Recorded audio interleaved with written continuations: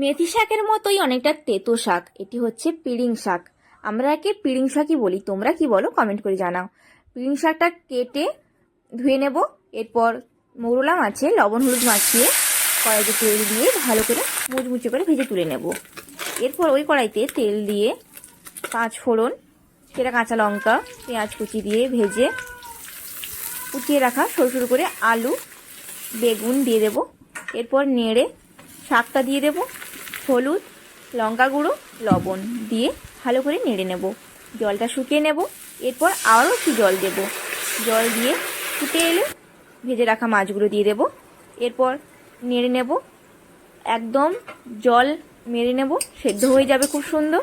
এরপর শেষে একটু সরিষার তেল দিয়ে নামিয়ে নিলেই রেডি মৌরলা মাছ দিয়ে পিড়িং শাকের একটা তরকারি। তো এটা চিংড়ি মাছ দিয়ে তোমরা করতে পারো।